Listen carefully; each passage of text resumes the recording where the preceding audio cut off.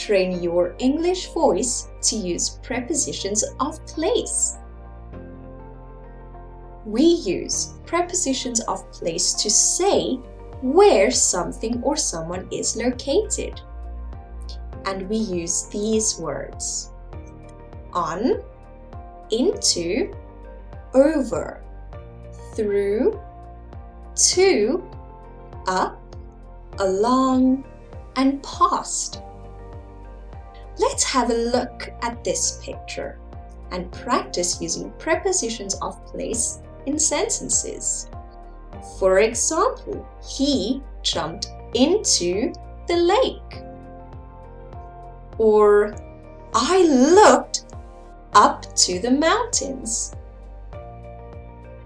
We walked through the trees.